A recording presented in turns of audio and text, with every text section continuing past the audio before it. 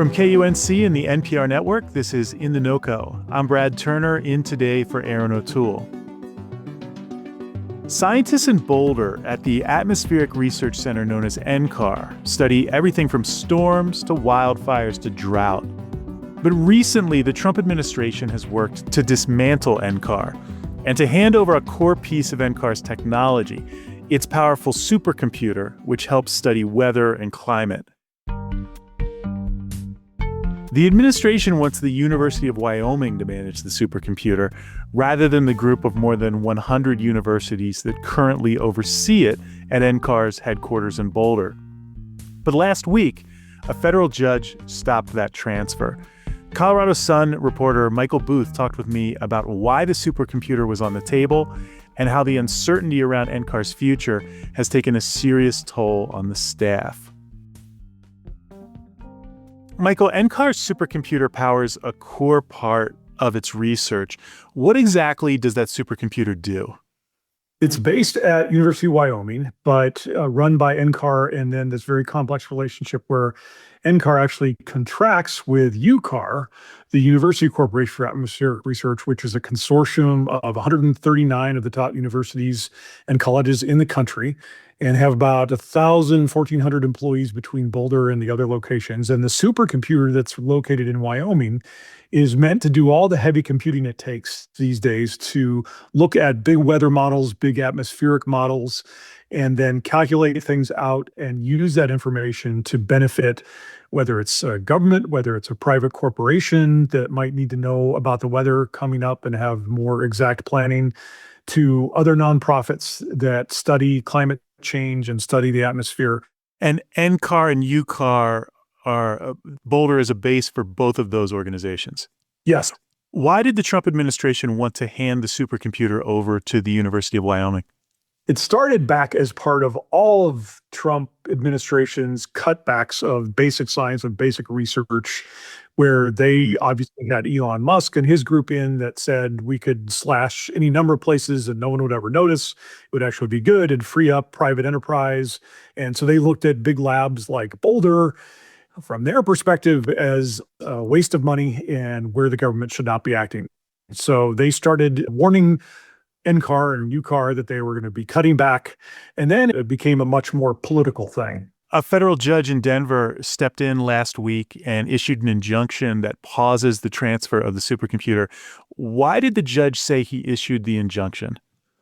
That's where the politics comes in. The UCAR people had sued the government and said, what you were doing to us, the transfer to University of Wyoming is not a benign transfer at all from one group of geniuses to another. It's part of a move where you're actually trying to dismantle all of NCAR's operations, and you're not allowed to do that.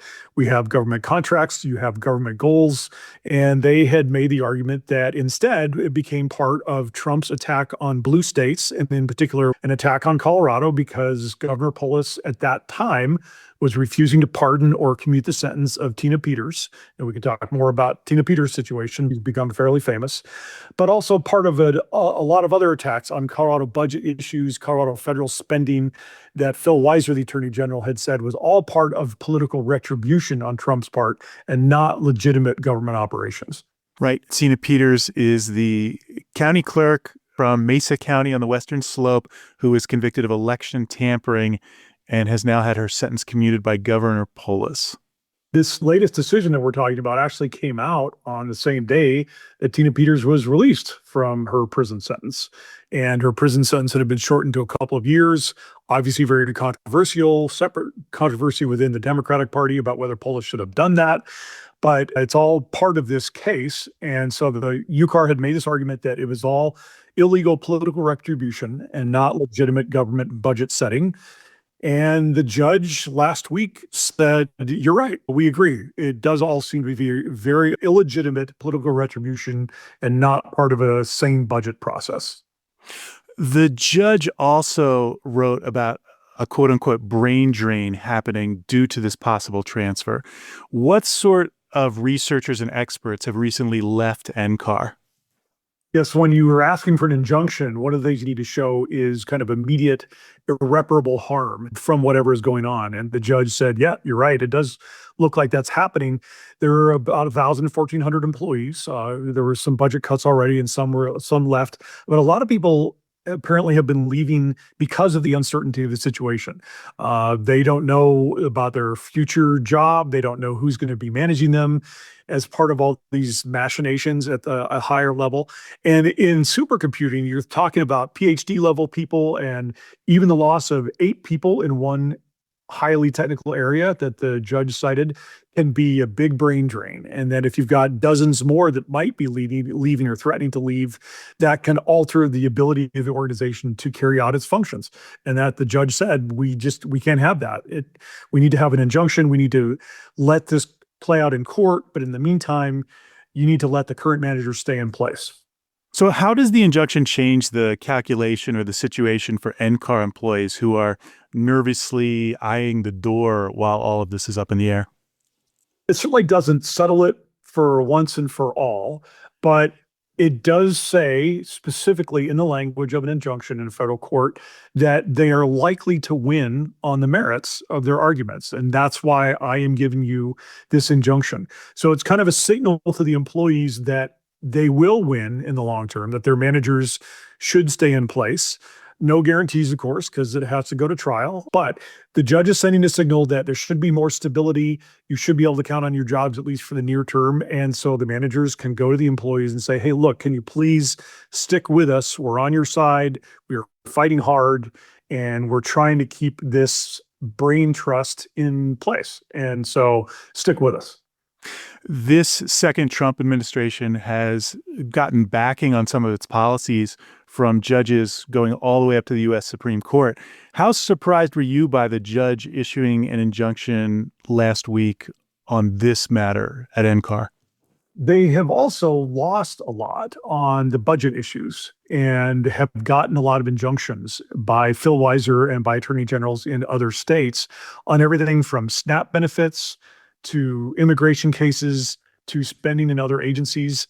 And so it's not as surprising on some of the budget issues that there are clear standards when money has already been appropriated by Congress. And there are some pretty strict rules about then what has to happen after that.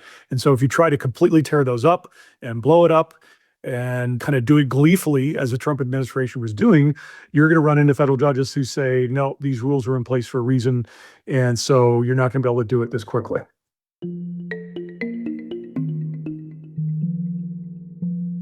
That was Michael Booth, a reporter for the Colorado Sun. He wrote about a judge's injunction to stop the Trump administration's dismantling of the National Center for Atmospheric Research based in Boulder. And he covered the impact that the case has had on the staff at NCAR. KUNC News and our partners at the Colorado Sun will stay on top of developments in the battle over NCAR in the months ahead. And there's a link to Michael Booth's coverage in our show notes and at kunc.org.